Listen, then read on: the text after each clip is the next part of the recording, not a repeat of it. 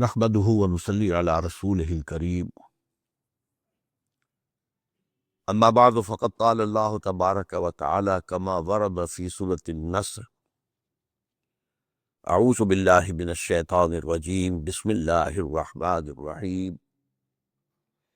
إذا جاء نصر الله والفتح ورأيت الناس يدخلون في دين الله أفواجا فسبح بحمد ربك واستغفره إنه كان توابا. وقال عز وجل كما ورد في سورة التوبة فإذا انسلخ الأشهر الحرم فاقتلوا المشركين حيث وجدتموهم وخذوهم واقعدوا لهم كل مرصد فإن تابوا وأقاموا الصلاة وآتوا الزكاة فخلوا سبيلهم إن الله غفور رحيم. وقال عز وجل كما ورد في سورة الحجرات قالت الأعراب آمنا قل لم تؤمنوا ولكن قولوا أسلمنا ولما يدخل الإيمان في قلوبكم وإن تطيعوا الله ورسوله لا يلدكم من أعمالكم شيئا إن الله غفور رحيم. صدق الله العظيم. رب اشرح لي صدري ويسر لي أمري واحلل عقدة من لساني يفقهوا قولي. اللهم ربنا ألهمنا رشدنا وأعذنا من شرور أنفسنا. اللهم أرنا الحق حقا وارزقنا اتباعه وأرنا الباطل باطلا وارزقنا اجتنابه آمین یا رب العالمین. حضرات، فہم قرآن کا جہاں پہ تعلق ہے اس کی بہت سی ڈائمنشنز ہیں، ابعاد ہیں. ایک اس کا فزیکل پہلو ہے، ما وراء طبیعیاتی عقائد، نظریات، ایمان کا تعلق اس سے. ایک اس کا مورل ایسپیکٹ ہے، اخلاقیات، عام انسانی اخلاقیات بھی، اور خصوصاً پھر اس میں جو ایک منزل تعمیر ہوتی ہے ایمان کی بنیاد پر، اسلام کی بنیاد پر. اسی طرح اس کا ایک ایسپیکٹ جو ہے یا ایک ڈائمنشن جو ہے وہ فزیکل سائنسز کے حوالے سے، اور آج کل اس پر کافی توجہ ہو رہی ہے. متعدد کتابیں جو ہیں اس موضوع پر چھپی ہیں کہ جو فزیکل سائنسز کے فینومینا کا ذکر ہے قرآن مجید میں، وہ قرآن کی حقانیت کو گویا کہ دن بدن مزید مبرہن کرتا چلا جا رہا ہے. قرآن مجید نے کہا بھی تھا یہ سورہ حامیم اور سجدہ کے آخر میں، سنوریہم آیاتنا فی الآفاق وفی انفسہم حتی یتبین لہم انہ الحق. ہم انہیں اپنی نشانیاں دکھائیں گے، آفاق میں بھی اور ان کے اپنے اندر بھی، نفسیات میں بھی، اور یہ جو کاسمولوجی کہہ لیں اسے، ہر چیز کے اندر ہماری نشانیاں ہیں، اور وہ روشن کی طرح عیاں ہوتی چلی جائے گی، یہاں تک کہ انہیں یقین ہو جائے گا کہ قرآن ہی حق ہے. یہ باتیں قرآن نے 1400 برس قبل بتائی تھی، جن تک ہماری سائنس آج پہنچی ہے بمشکل. یہ بھی ایک ایسپیکٹ ہے. تو یہ مختلف ایسپیکٹس ہیں جن کو میں ڈائمنشنز بھی کہہ رہا ہوں قرآن مجید کی تعلیمات اور قرآن کے فہم کے ضمن میں. ایک خاص اس کا جو فہم ہے، اس کی جو ڈائمنشن ہے، وہ اس کے بغیر انسان حاصل نہیں کر سکتا جب تک کہ یہ نہ سمجھے کہ یہ قرآن ایک مینول آف ریولوشن ہے، ہدایت نامہ انقلاب. انقلاب کیسے برپا کیا جائے، اس کے مختلف مراحل پر کیا ہدایات ہیں، اس میں کیا ترتیب ہوگی. تو اس پہلو سے واقعہ یہ ہے کہ قرآن مجید کا یہ فہم جو ہے کہ یہ ایک مینول آف ریولوشن ہے. جیسے ہم جب میڈیکل کالج میں داخل ہوئے تو مینول آف ڈسیکشن، اناٹمی کے ضمن میں سب سے پہلی اہم کتاب ہمیں یہ ملی تھی. ہدایات تھی، ذرا فلاں جگہ پر ڈیڈ باڈی کے اوپر ڈسیکشن ہوتی تھی، وہاں شگاف دو تو یہ نظر آئے گا، پھر ذرا اس کو ہٹاؤ تو یہ نظر آئے گا، پھر اس کو ادھر کرو تو یہ نظر آئے گا. اسی طرح قرآن مجید ایک انقلابی عمل کے مختلف مراحل کو کھولتا چلا جاتا ہے. جب تک کوئی شخص اس پہلو سے قرآن پر غور نہ کرے، قرآن کا یہ خاص پہلو جو ہے فہم کا، وہ اس پر واضح نہیں ہو سکتا۔ اسی طرح سیرت النبی کا معاملہ ہے۔ سیرت النبی ایک ہے واقعات کے حوالے سے، ایک یہ کہ حضور کی جو خلق عظیم ہے، آپ کے اخلاق فاضلہ ہے، ان کے حوالے سے ظاہر بات ہے کہ مختلف پہلو ہے سیرت النبی کے بھی، لیکن سیرت النبی کا بھی بعض پہلو ایسے ہیں اور بعض عقدے ایسے ہیں جو حل نہیں ہوتے جب تک یہ انقلاب کی بات سامنے نہ ہو، کہ مختلف مراحل تھے عمل انقلاب کے۔ یہ جو میں نے بارہ آپ کو بتایا، ٹائنبی نے فقرہ چست کر دیا، وہ پچھلی صدی کا عظیم ترین فلاسفر آف ہسٹری، ہسٹری اور ہے، فلاسفی آف ہسٹری اور ہے، دو مظاہر علیحدہ ہے۔ محمد failed as a prophet but succeeded as a statesman۔ اب اس جہالت کی بنیاد کیا ہے کہ اس کے سامنے وہ انقلابی عمل نہیں ہے۔ یہ ایک انقلابی عمل کے دو سٹیجز ہیں، اور اس سٹیجز کے بغیر انقلاب تکمیل نہیں پاتا۔ اسی کی تتبع میں منٹگومری واٹ نے 2 کتابیں لکھ ماری، محمد at Mecca, Muhammad at Medina. اور اگرچہ محمد ایٹ مدینہ نامی کتاب میں اس نے حضور کو جو ٹریبیوٹس پے کیے ہیں، جو آپ کی تعریف کی ہے، جو آپ کی تحسین کی ہے، واقعہ یہ ہے کہ وہ شاید کسی مسلمان اہل قلم سے بھی ممکن وجود میں نہ آ سکے۔ لیکن اصل کیا اس میں پھیر ہے کہ تضاد دکھایا ہے، محمد ایٹ مکہ کچھ اور تھے، محمد ایٹ مدینہ کچھ اور ہو گئے۔ وہی ٹائم کی بات۔ مکے والا محمد تو ملتا جلتا ہے حضرت یحییٰ سے، حضرت عیسیٰ سے علیہ السلام۔ مدینے والا محمد تو اور ہی کچھ ہے، یوسف سالار ہے، یہ تو صدر مملکت ہے، یہ تو چیف جسٹس ہے، یہ تو بڑا متضاد ہے۔ اسی طریقے سے واقعہ یہ ہے کہ ایک عام آدمی کے لیے بھی سوال سامنے آتا ہے کہ ایک تضاد نظر آ رہا ہے۔ مکے میں حکم یہ ہے چاہے تمہارے جسم کے ٹکڑے اڑا دیے جائے، تم نے ہاتھ نہیں اٹھانا۔ مدینے میں آ کر آتا ہے کہ وہ اینٹ کا جواب پتھر سے دو۔ تضاد ہے کہ نہیں؟ تو ایک عام شخص جو ہے اس پہ اعتراض کر سکتا۔ اسی طرح صلح حدیبیہ میں دب کر صلح کی جا رہی ہے، جبکہ صحابہ کرام کا خون کھول رہا ہے۔ لیکن 1 سال کے بعد جب مکے کا سردار آتا ہے مدینے خود چل کر کے صلح کی تجدید کر لیجیے، حضور سن بھی نہیں رہے بات اس کی۔ تضاد ہے کہ نہیں؟ یہ تضادات حل ہوتے ہیں اس سے کہ ایک انقلابی عمل تھا۔ انقلابی عمل میں ایک مرحلہ ہوتا ہے ایک جماعت تیار کرنا، ڈیڈیکیٹڈ لوگ، کمیٹڈ لوگ، ڈسپلنڈ لوگ، تن من دھن قربان کر دینے کے لیے تیار لوگ۔ پہلا مرحلہ یہ ہے، اس کے تقاضے کچھ اور دوسرے مرحلے میں اس طاقت کو ٹکرانا ہے، باطل کی قوت سے ٹکر لے دیے۔ یہ 2 مرحلے ہیں، پہلے مرحلے کا تقاضا کچھ اور ہے، دوسرے مرحلے کا تقاضا کچھ اور ہے۔ تو اگر یہ ریولوشنری پروسیس سامنے نہ ہو تو یہ مسائل حل نہیں ہوتے۔ اسی طریقے سے یہ جو حضور کی ہی حیات طیبہ کے دوران ایک بغاوت کی سی کیفیت عرب کے اندر پیدا ہو گئی اور بڑی زبردست خانہ جنگی ہوئی حضور کے وصال کے فوراً بعد۔ پھر خلفائے ثلاثہ جو ہیں وہ شہید کیے گئے۔ اس کا تاریخی پس منظر بھی آپ کو سمجھ میں نہیں آ سکتا یہ کیوں ہے۔ یہ آئسولیٹڈ واقعات نہیں ہے، یہ در حقیقت ایک بات سمجھ لیں گے تو سمجھ میں آ جائے گا۔ وہ کیا ہے؟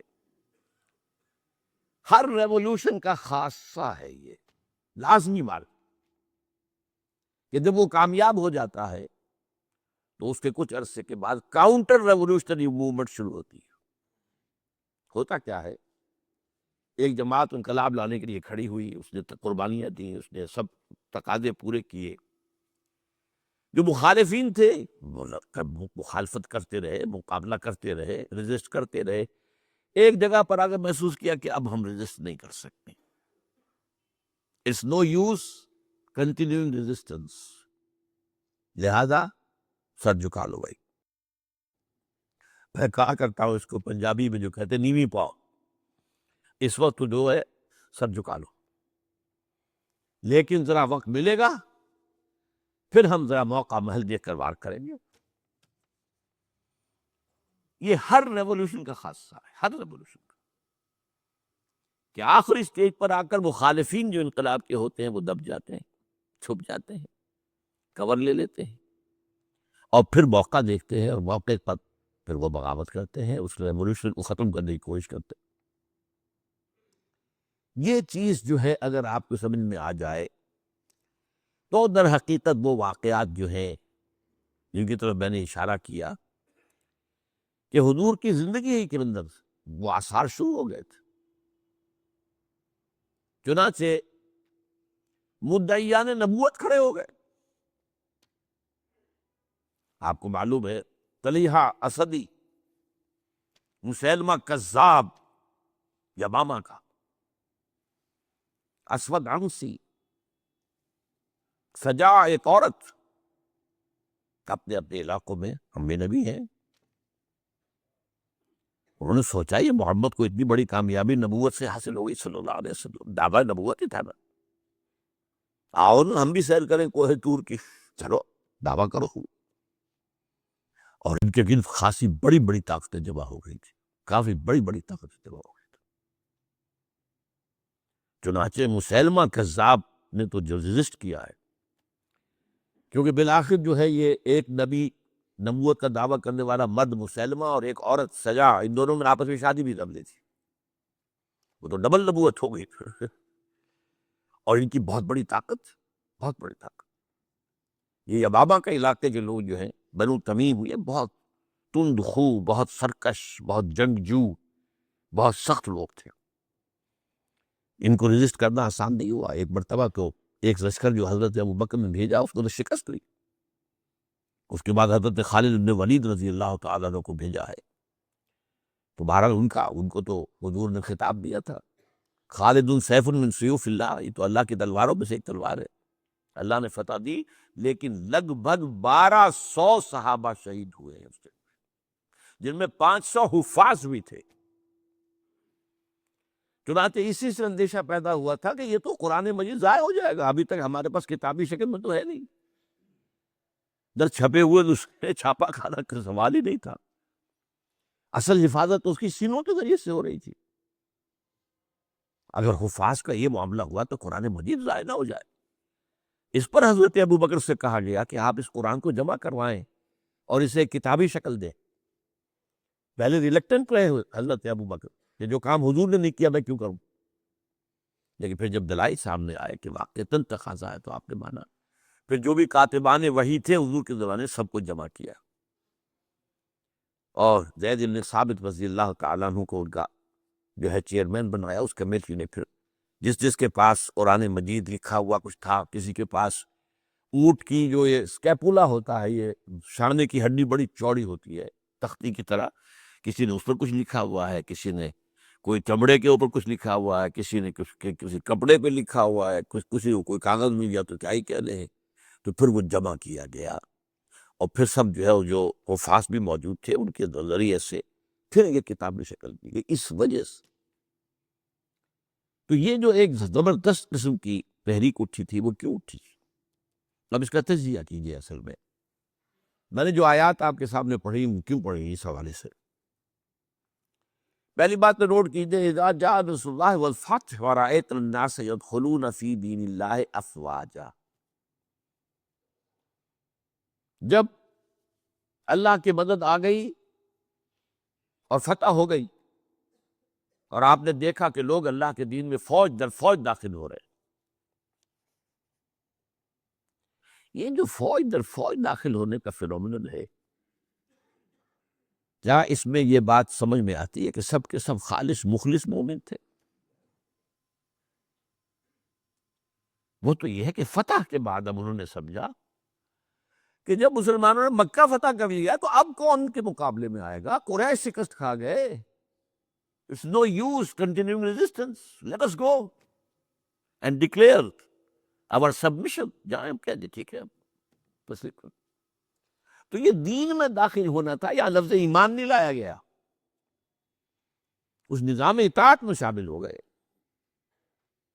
اس کو نوٹ کیجئے اس پر. اذا جاء نصر اللہ والفتح ورأيت الناس يدخلون في دین اللہ افواج. اللہ کے دین میں داخل ہو گئے، اس نظام اطاعت کے اندر داخل ہو گئے، اور انہوں نے کہا سمعنا واطعنا، اب ہم سنیں گے اور مانیں گے. اچھا یہ تو وہ فتح مکہ کے بعد. اس کے 1 سال کے بعد جب سورہ توبہ نازل ہو گئی اور مشرکین عرب کو آخری مہلت دے دی گئی، صرف 4 مہینے کی مہلت ہے، یا ایمان لاؤ یا تمہارا قتل عام ہو جائے گا. اس کا میں پس منظر کئی دفعہ بیان کر چکا ہوں. جو 40 نووی میں حدیث آئی تھی اس کے حوالے سے بھی تفصیل سے بیان کر چکا ہوں. اللہ تعالیٰ اپنے رسول جس قوم کی طرف بھیجتا تھا، وہ قوم اگر انکار کرتی تھی تو ہلاک کر دی جاتی. یہ مرحلہ آیا ہے اب قریش کے لیے، یا مانو یا ہلاکت. پہلی قومیں ہلاک کی گئی، غرق کر دیے گئے، یا زلزلہ آ گیا، یا کوئی باد سرسر آ گئی، مختلف طریقوں سے. ایک طریقہ یہ بھی تھا کہ مسلمانوں کے ہاتھوں قتل کر دیے گا. جو میں نے آیت آپ کو سنائی ہے، آیت نمبر 5 ہے سورہ توبہ کی. فَإِذَا انسَلَخَ الْأَشْهُرُ الْحُرُمُ. اب یہ جو 4 مہینے کی ان کو مہلت دی جا رہی ہے، جب یہ ختم ہو جائے تو اے مسلمانوں فَاقْتُلُوا الْمُشْرِكِينَ حَيْثُ وَجَدتُّمُوهُمْ. اب قتل کرو ان مشرکوں کو جہاں کہیں بھی پاؤ. وَخُذُوهُمْ پکڑو انہیں. وَاحْصُرُوهُمْ ان کا گھیراؤ کرو، محاصرہ کرو. وَاقْعُدُوا لَهُمْ كُلَّ مَرْصَدٍ اور ہر جگہ گھات لگا کر بیٹھو انہیں گرفتار کرنے کے لیے. فَإِن تَابُوا وَأَقَامُوا الصَّلَاةَ وَآتَوُا الزَّكَاةَ فَخَلُّوا سَبِيلَهُمْ.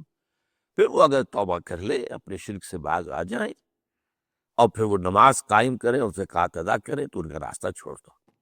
ان اللہ غفور رحیم، اللہ غفور رحیم. اب اس کا تجزیہ کیجئے.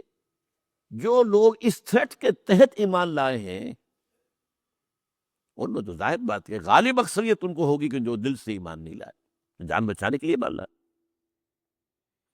ایسے بھی لوگ تھے، تاریخ سے معلوم ہوتا ہے کہ جنہوں نے اس پریشر کے تحت ایمان اسلام قبول کرنے سے انکار کر دیا، وہ عرب چھوڑ کر چلے گئے. کہتے ہیں کہ یہ جو ہمارا ایک کافرستان ایک علاقہ ہے، یہ جو واق خان کی پٹی کے ساتھ ہی ہے، اور اس کے ساتھ ملتا ہوا ایک صوبہ ہے نورستان افغانستان میں. یہ ایک قوم ہے، ان کا کہنا یہ ہے کہ ہم ان لوگوں میں سے ہیں کہ جو ان آیات کے نزول کے بعد جو عرب چھوڑ کر باہر گئے کہ ہم نہیں مانیں گے اسلام. پھر جیسے جیسے ہم پڑھتے تھے پیچھے پیچھے اسلام بھی آ رہا تھا، فتوحات ہو رہی تھی، تو آگے آگے ہم پیچھے پیچھے اسلام، یہاں تک کہ ہم آ کر ہمارے آباء و اجداد ان پہاڑوں میں آ کر انہوں نے پناہ لے لی. یہ چترال کا علاقہ، یہ سارا جو ہے یہاں پر. تو یہ وہ کہتے تھے ہم ان کرشیوں میں سے ہیں. ان کا ایک سردار اور ایک عالم مجھ سے ملا بھی تھا.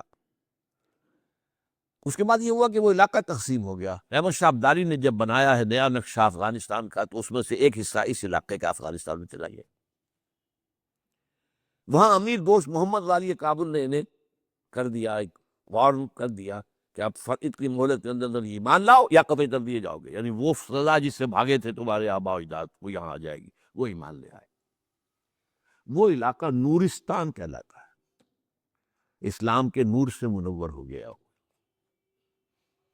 اور اس کے ساتھ کا علاقہ پاکستان میں وہ ابھی تک کافرستان ہے. اس کو انہوں نے بلکہ ہماری حکومت نے بھی مینٹین کیا ہوا ہے.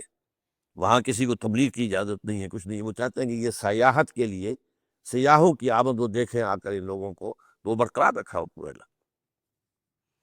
بہرحال یہ کیسی تجزیہ یہ کرنا ہے کہ جو لوگ اس وقت ایمان لائے، ان میں اگر اکثریت نہیں تو بہرحال بہت بڑی تعداد ایسے لوگوں کی تھی کہ جنہوں نے صرف جان بچانے کے لیے وہ جو ہے وہ اپنا ایمان لانا جو ہے اور اسلام میں داخل ہونا قبول کیا، ورنہ حقیقت میں وہ اسلام میں تھا. اس کے بعد حضرت ابوبکر کی خلافت کے دوران اس سے بھی بڑا فتنہ کھڑا ہو گیا. ہم زکوٰۃ نہیں دیں گے، زکوٰۃ جو ہے وہ ہم دیں گے، خود تقسیم کر لیں گے، خود تقسیم کر دیں گے. حضرت ابوبکر رضی اللہ تعالیٰ عنہ نے طے کیا ان کے خلاف جہاد، جنگ. کیونکہ یہ سورہ توبہ کی 5ویں آیت کے اندر بھی یہ ہے، 2 شرطیں ہیں. اگر وہ توبہ کریں اور نماز قائم کریں اور زکوٰۃ دیں اسی کے حوالے سے جب کہا گیا تھا حضرت ابوبکر سے کہ آپ ان کے خلاف قتال نہ کیجیے، یہ مرتد تو نہیں ہوئے، اسلام سے منکر نہیں ہوئے، کوئی نئی نبوت کو دعوت نہیں کیا، اور زکوٰۃ کے بھی منکر نہیں ہے اس معنی میں کہ زکوٰۃ نہیں دیں گے، کہتے کہ ہم خود جو ہے وہ زکوٰۃ کا بندوبست کریں گے۔ یہ عظیمت تھی حضرت ابوبکر کی رضی اللہ تعالی عنہ۔ آپ نے کہا کہ اگر یہ حضور کے زمانے میں اونٹ دیتے تھے زکوٰۃ میں اور ساتھ ہی اس کو باندھنے والی رسی نہیں دیتے تھے، اب اگر یہ کہیں گے کہ اونٹ لے جاؤ رسی نہیں دیتے تو بھی میں جنگ کروں۔ ایسے پیارے الفاظ ہیں، ایبدل الدین وانا حی، کیا دین میں تبدیلی کر دی جائے گی، دین میں ترمیم کرنی جائے گی جبکہ ابھی میں زندہ ہوں؟ میرے ہوتے یہ نہیں ہو سکتا۔ حالانکہ حضرت عمر فاروق جیسی شخصیت بھی مشورہ دے رہی تھی۔ دیکھیے 2 ماہ پہلے کھلے ہوئے ہیں، جیسے اسامہ کو حضور نے تیار کیا تھا آپ نے بھیج دیا، ٹھیک کیا۔ پھر جو نبوت کے دعوے دار تو کھلے مرتد ہو گئے، ان کے خلاف جہاد تو بالکل ضروری تھا۔ اب تیسرا یہ محاذ نہ کھولے، ابھی مسلمانوں کے دل ایسے زخمی ہیں، حضور کے انتقال کے بعد مورال جو ہے مسلمانوں کا گرا ہوا ہے، لیکن یہ عظیمت تھی حضرت ابوبکر۔ اب اس کو یوں سمجھیے ذرا تاریخی اعتبار سے تجزیہ کیے، اسلام کی فتح کا مطلب مذہبی اعتبار سے کس کی شکست تھی اور سلطنت کے اعتبار سے کس کی شکست تھی، اسی سے پتہ چلے گا کہ کاؤنٹر ریولیوشنری موومنٹس وہیں سے آئیں گی۔ اسلام کے غلبے کا مطلب تھا شرک کا خاتمہ، لہذا جو مشرک تھے عرب کے سابق جو اسلام لے آئے تھے، قالت الاعراب آمنا قل لم تؤمنوا ولکن قولوا اسلمنا، پورا تقریباً بدو عرب مرتد ہو گئے، بدو عرب، یہ مکہ مدینہ یہ شہر یہ بچے ہیں، ورنہ اکثر و بیشتر یہ اعراب، اس لیے اس آیت میں الفاظ کا قالت الاعراب آمنا قل لم تؤمنوا ولکن قولوا اسلمنا ولما يدخل الايمان في قلوبكم، انہی میں سے یہ مدعیان نبوت اٹھے، انہوں نے ہی زکوٰۃ کا انکار کیا۔ تو پہلا کاؤنٹر ریولیوشن حضور کے ریولیوشن کے خلاف جزیرہ نما عرب سے اندر سے برآمد ہوا ہے، مدعیان نبوت کی شکل میں اور منکرین زکوٰۃ کی شکل میں۔ بہرحال حضرت ابوبکر صدیق رضی اللہ تعالی عنہ کی جو اقبال نے اشعار کہے ہیں حضرت ابوبکر کی شان میں، اگرچہ ویسے تعداد دیکھی جائے تو حضرت علی، حضرت حسین کے، حضرت فاطمہ رضی اللہ تعالیٰ عنہ کی شان میں جو اشعار ہے وہ بہت زیادہ ہے تعداد میں، لیکن حضرت ابوبکر کی شان میں بھی چند اشعار جو ہے لیکن وہ بہت ٹاپ کے۔ امن الناس بر مولائے ماں، کلیم اول سینائے ماں، ہمت او کشت امت راچو ابر، ثانی اسلام و غار و بدر و قبر۔ یہ 2 اشعار بڑی بڑی یہ سمجھ لیجیے کہ غزلوں پر اور مسئلے ابھار۔ امن الناس، حضور نے فرمایا تھا مجھ پر جس نے کوئی احسان کیا ہے میں نے بدلہ چکا دیا سوائے ابوبکر کے، اس کے احسانات کا بدلہ صرف اللہ دے گا۔ امن الناس بر مولا، میرے مولا محمد صلی اللہ علیہ وسلم پر سب سے زیادہ احسان کرنے والا کون؟ ابوبکر۔ اور کلیم اول سینائے ماں، جیسے سیرہ سینہ پر، کوہ سینہ پر حضرت کلیم اللہ، اللہ سے ہم کلام ہوئے، تو نبوت محمدی کے پہاڑ پر سب سے پہلے ابوبکر آئے۔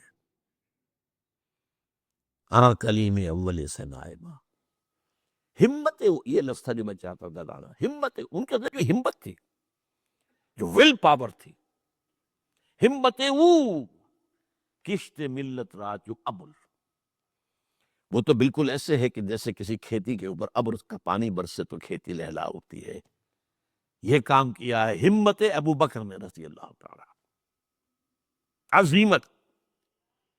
اور پھر جو بات کہی ہے ثانی اسلام و غار و بدر و قبر، پورے دیوان اسے ایک مصرے کے اوپر جو ہے نثار کر دیے جائیں گے۔ اسلام میں بھی نمبر 2 حضور کے بعد پہلے کون؟ ابوبکر۔ غار میں نمبر 2، غار ثور میں حضور کے ساتھ کون؟ ابوبکر۔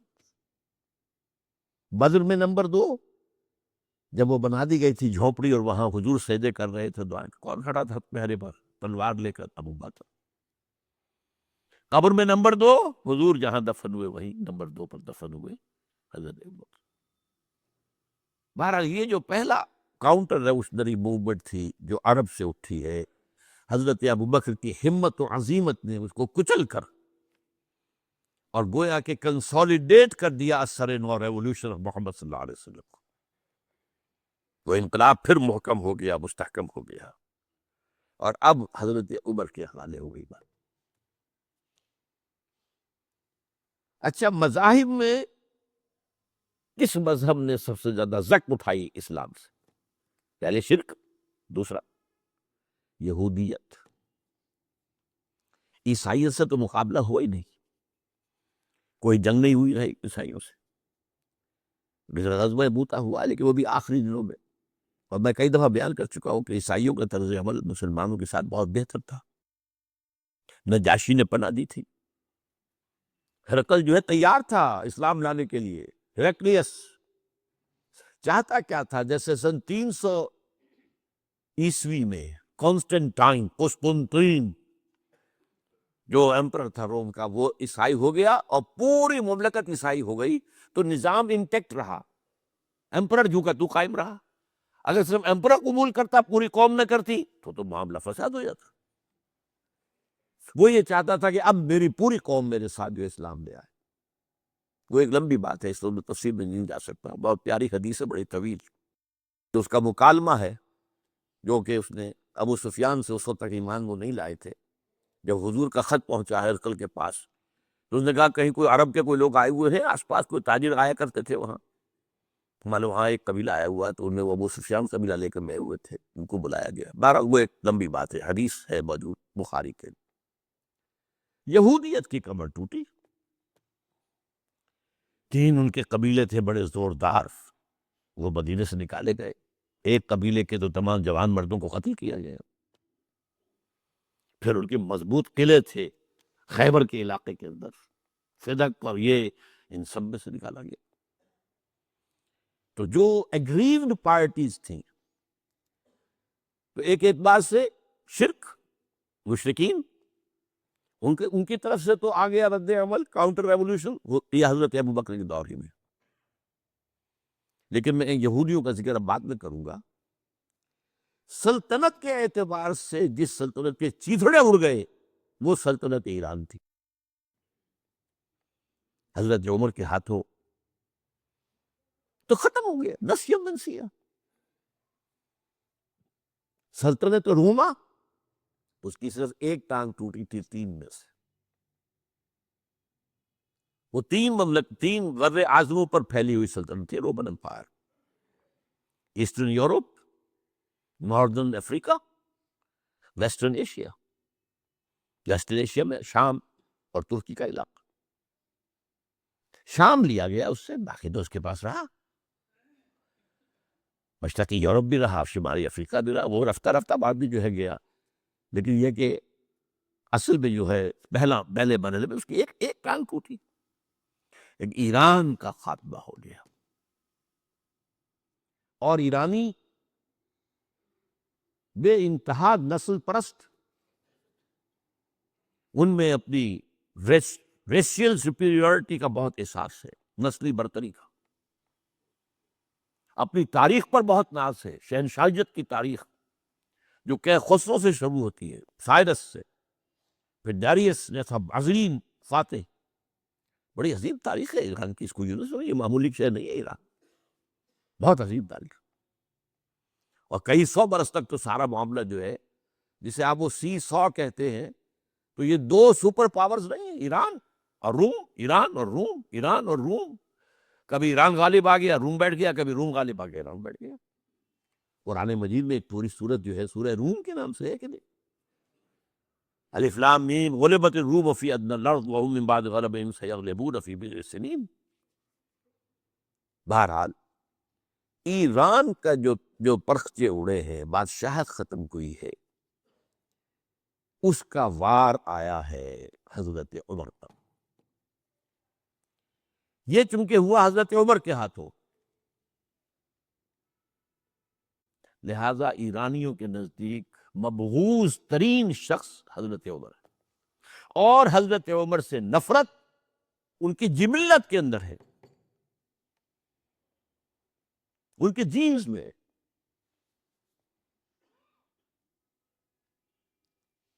چنانچہ کس نے شہید کیا حضرت عمر کو؟ ابو لولو فیروز، ایک ایرانی غلام تھا حضرت مغیرہ کا رضی اللہ تعالی۔ اس نے آ کر حضرت عمر سے شکایت کی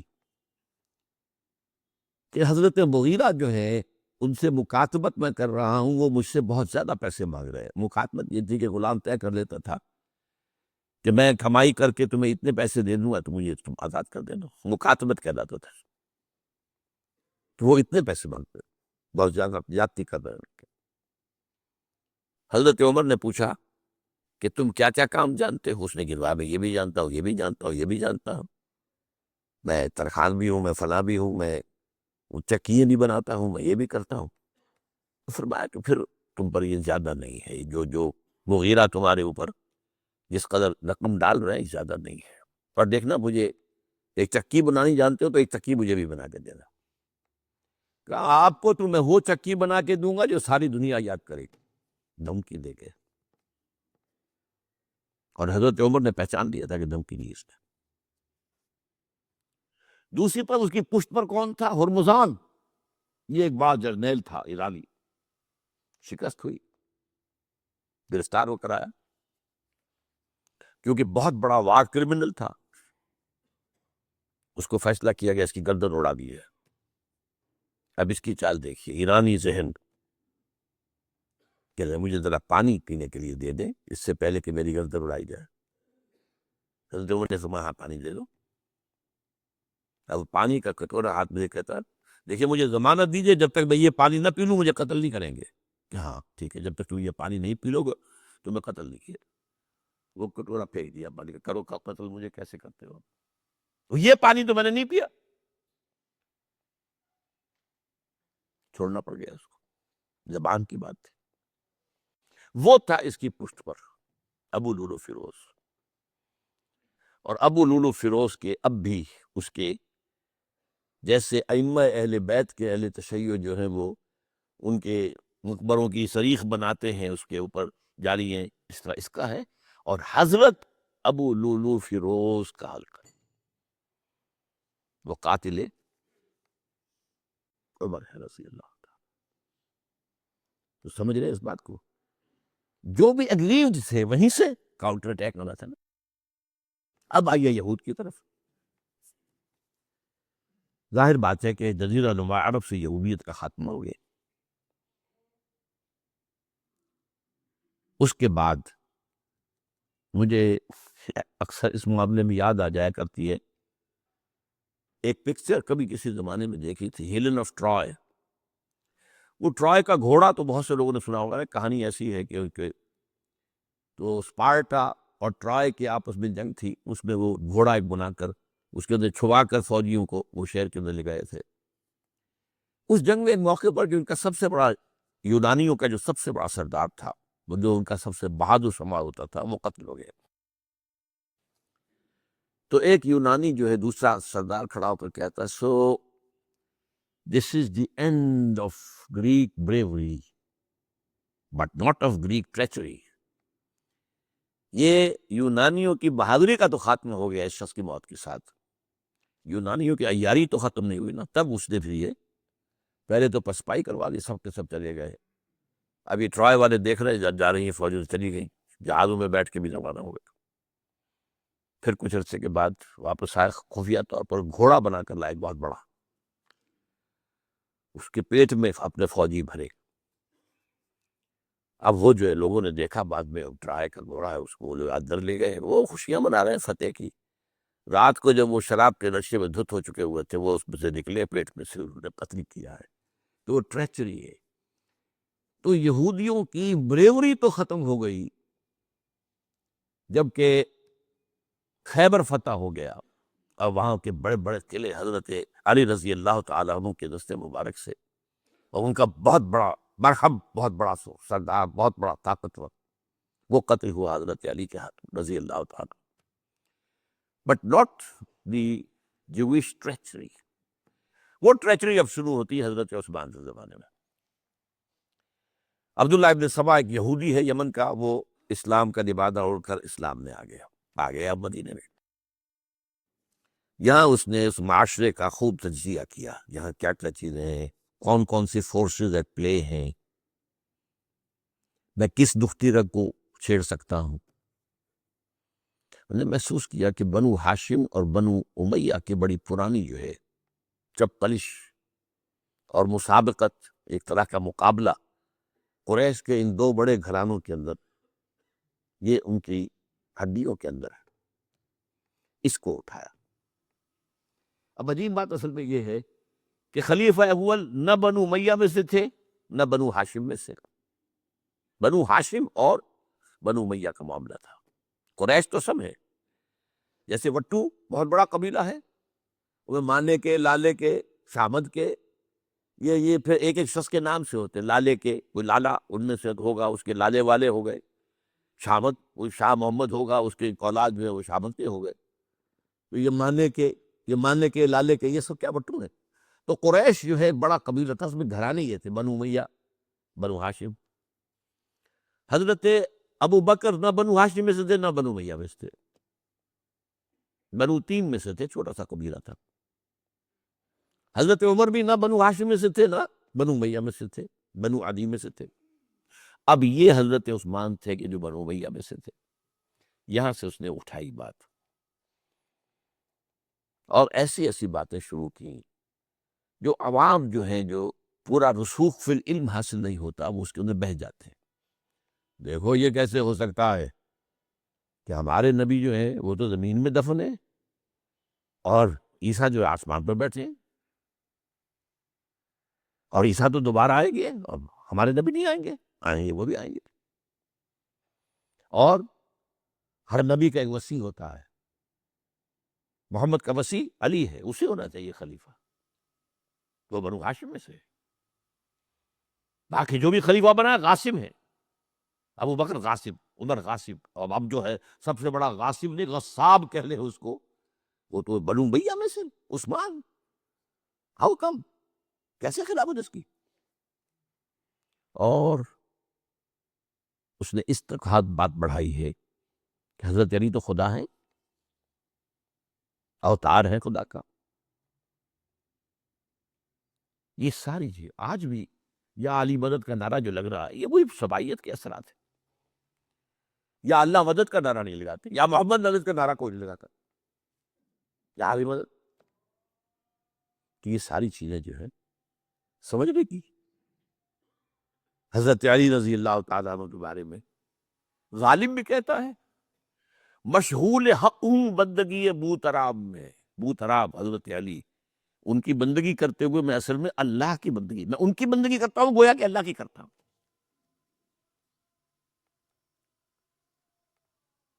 ہر چند علی کی ذات نہیں ہے خدا کی ذات، لیکن نہیں ہے ذات خدا سے جدا علی.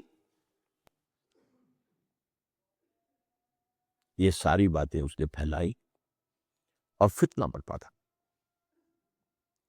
اور اس کی ایک خاص ٹیکنیک اس نے ایجاد کی. سب سے پہلے اس نے جا کر کوفے میں اپنا پرمیران جمایا. حضرت عثمان کے بارے میں تو اپنا بہت ہی، وہ تو اپنے رشتہ داروں کو پالتا ہے، ان کو عہدے سارے اپنے رشتہ داروں کو دے دیے ہیں، اور انہیں دولت انہیں دیتا ہے، یہ کرتا. معاذ اللہ معاذ اللہ.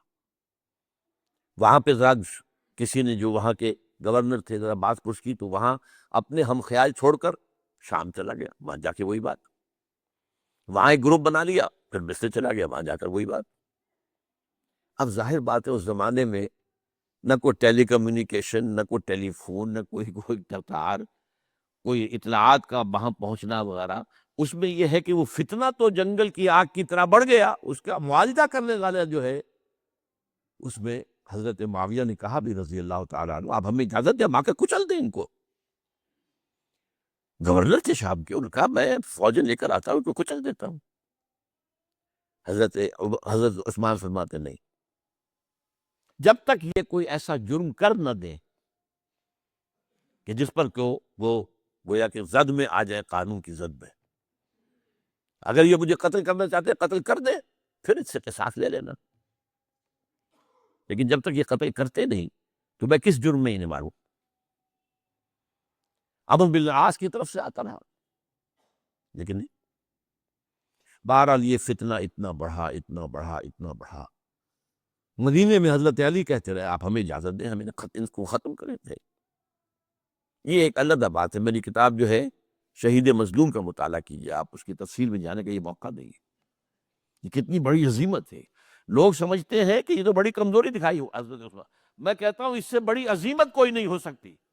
انہوں نے کہا میں کسی کلمہ گو کا کی جان لینے کو تیار نہیں ہوں جب تک کہ اس کے اوپر کوئی جرم ثابت نہ ہو جائے. کلمہ گو ہے. آپ اندازہ کیجئے، اس پر اڑے رہتا، ڈٹ ڈالو. یہ تو وہی بات ہے جو حابیل نے کہی تھی اپنے بھائی سے قابیل سے کہ بھائی جان اگر آپ مجھے قتل کرنے کے لیے ہاتھ بڑھائیں گے تو میں تو اپنا ہاتھ نہیں اٹھاؤں گا آپ کو قتل کرنے کے. میں تو چاہتا ہوں کہ آپ اپنے گناہوں کے ساتھ میرے گناہ بھی لے جائیں. مجھے قتل کر دیں گے تو میرے گناہ جو حساب ہے آپ کے خاتم ہو جائے گا. حضرت عثمان 1000 مربع میل کا رقبہ ہے جس کے اوپر کہ ان کی حکومت چل رہی ہے، اور فوجیں ہیں مصر سے اور دمشق سے بار بار اجازت مانگ رہی ہیں. یہاں حضرت طلحہ، حضرت زبیر، حضرت علی اجازت مانگ رہے ہیں. نہیں، جب تک یہ کوئی جرم کر نہ لیں اس وقت تک نہیں. جب یہ جرم کر لیں گے پھر تم لے لینا، اس سے قصاص سزا دے دینا. چنانچہ آخری وقت تک بھی یہ ہوا ہے کہ حضرت علی کے دونوں صاحبزادے حضرت حسن، حضرت حسین، حضرت عثمان کے دروازے پر کھڑے پہرا دے رہے تھے. عبداللہ ابن زبیر پہرا دے رہے تھے. لیکن وہ جو بلوائی تھے وہ پچھلے پچھواڑے سے کہیں گی وار پھلان کے گئے، انہوں نے حضرت عثمان کو شہید کیا رضی اللہ عنہ. یہ ہے اصل میں یہودیت کا بیک لیش، یہودیت کا انتقام. اور جو سازشی ذہن اللہ نے ان کو دے رکھا ہے اس میں کوئی شک نہیں. ذہین انتہائی تباہ قوم ہے، لیکن ان کا جسے ہم کہتے ہیں ایول جینیس، تو اس کی ان کی ذہانت کا جو ہے میدان سازش، اور اس میں اتنے ماہر ہیں کہ وہ زخم لگایا ہے اسلام کو، جسد ملی کو. ابھی تک اس سے خون نکل رہا. یہ سنیت اور شیعت کی تقسیم کہاں سے شروع ہوئی؟ وہی سبائیت، ویسے تو ہے. حالانکہ جب حضرت علی کی بیعت ہو گئی ہے تو حضرت علی نے پھر عبداللہ ابن سبا سے کہا توبہ کرو، تم کہتے ہو کہ میں خدا ہوں، توبہ کرو ورنہ میں تمہیں زندہ جلا دوں گا. نہیں، تم ہماری جتنی چاہے آنکھ مالو، ہم کہتے تم اللہ ہو. اسے 40 آدمیوں سمیت حضرت علی نے زندہ جلوایا. اور یہ بات اہل تشیع کی کتابوں میں لکھی ہوئی. بس قسمتی سے آج کل اگر کوئی بات کی جاتی ہے عبداللہ ابن سبا کے خلاف تو وہ سمجھتے کہ یہ شیعت کے خلاف بات ہو رہی ہے. حالانکہ حضرت علی نے تو خود ان کی اپنی کتابوں کے مطابق عبداللہ ابن سبا اور اس کے 40 ساتھیوں کو زندہ جلایا. تو خدا ہے، تو ہمیں آزما رہا ہے. وَلَنَبْلُوَنَّكُمْ بِشَيْءٍ مِّنَ الْخَوْفِ وَالْجُوعِ وَنَقْصٍ مِّنَ الْأَمْوَالِ وَالْأَنفُسِ وَالثَّمَرَاتِ. بس اسی طرح ہماری آزمائش کر رہا ہے. بہرحال یہ ہے پس منظر حضرت عثمان کی شہادت کا رضی اللہ تعالی. اقول قولی ھذا واستغفر اللہ لی ولکم ولسائر المسلمین والمسلمات.